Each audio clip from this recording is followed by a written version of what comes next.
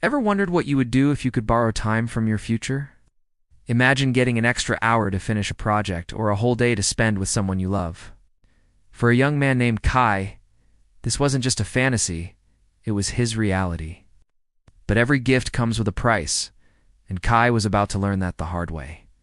Kai wasn't born with this power. It was an inheritance, a strange, beautiful, and terrifying pocket watch passed down through his family. The rule was simple. Wind it forward, and you borrow time from your future self. Wind it back, and you pay it back with interest. A borrowed hour might cost you an hour and 10 minutes later on. For years, Kai used it sparingly. An extra 15 minutes to catch a train, a half hour to cram for an exam. He was careful, always aware of the debt he was accumulating. He could feel the borrowed moments weighing on him, a subtle fatigue that lingered at the edges of his days. His future self was paying the price, and Kai felt a constant low-level guilt. But the world has a way of forcing your hand. A creeping dread began to fall over the city.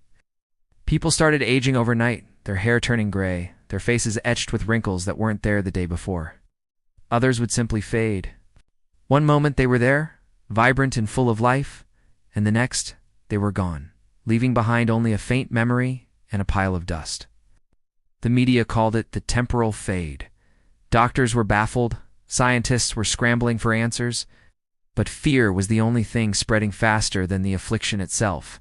People were losing their most precious commodity, their time. Kai first witnessed it up close when his best friend Liam started showing the signs.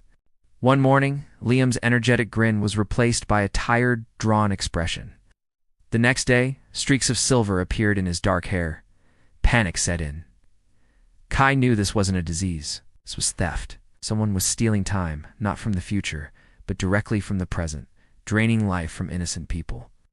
He knew his family's secret was somehow connected. The pocket watch, once a simple tool for convenience, now felt like the key to a terrifying mystery.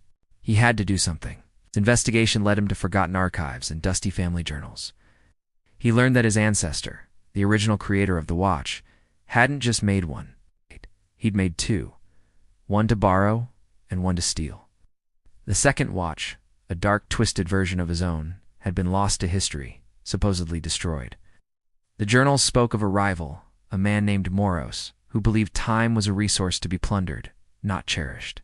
He saw others' lives as his personal bank, and he was making massive withdrawals. The temporal fade wasn't a random event. It was a harvest. Moros was back, or at least his successor was. Kai knew he couldn't stand by while his city and his friends withered away. He had a power, a dangerous one, but a power nonetheless. It was time to stop being a cautious borrower and start being a fighter. He began using the watch more aggressively, not for personal gain, but for training. He borrowed hours, then days, pushing his body and mind to their limits. He studied ancient texts, practiced combat, and learned to manipulate temporal energy in small, controlled bursts. The cost was immense. He felt decades older than he was, his own youth slipping away with every turn of the dial. He saw gray in his own hair, new lines forming around his eyes. He was sacrificing his own future to save everyone else's present. The trail for Moros led him to an abandoned clock tower in the heart of the city, a place where time itself seemed to stand still. Inside, gears the size of cars turned silently, powered by an eerie, shimmering light. And in the center of it all stood a man, looking ageless and powerful, holding a dark, obsidian watch. It was Moros. He wasn't a successor. He was the original, kept alive for centuries by the stolen time of countless victims. He smiled when he saw Kai. "Another little clockwinder," he sneered. "Come to pay your family's debt." The battle that followed was unlike anything the world had ever seen. It wasn't just a clash of fists, but a war of wills, fought across seconds and minutes. Moros was a master, effortlessly plucking moments from Kai, making him stumble and slow down.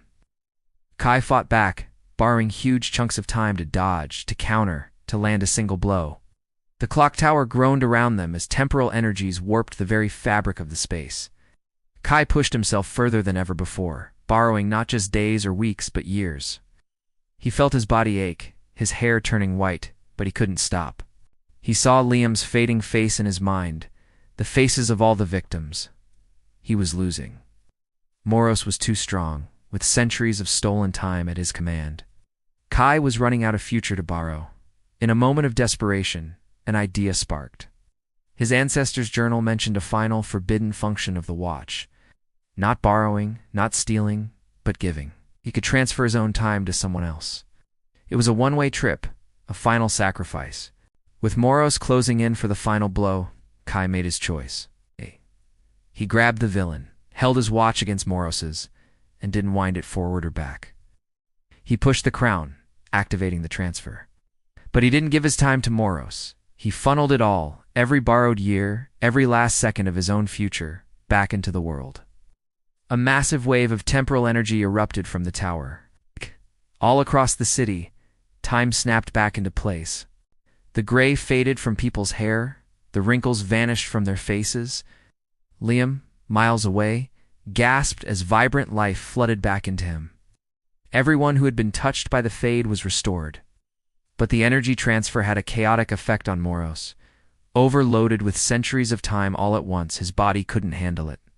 He aged and de-aged in a horrifying flash, before crumbling into a pile of dust, his dark watch shattering on the floor.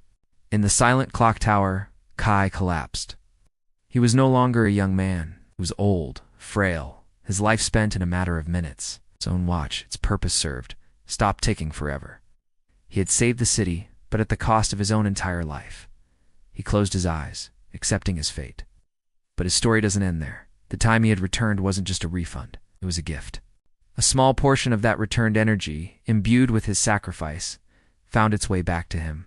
Didn't become young again, but he was given back a few precious years. He awoke in a hospital, looking like a man in his late 30s. His life reset. He no longer had the watch, no longer had the power to manipulate time. It was just Kai, normal. And for the first time, he felt truly free. He had learned the ultimate lesson. Time isn't something to be borrowed or stolen. It's something to be lived, one precious second at a time. Thanks for watching, and if you enjoyed this story, make sure to like and subscribe for more.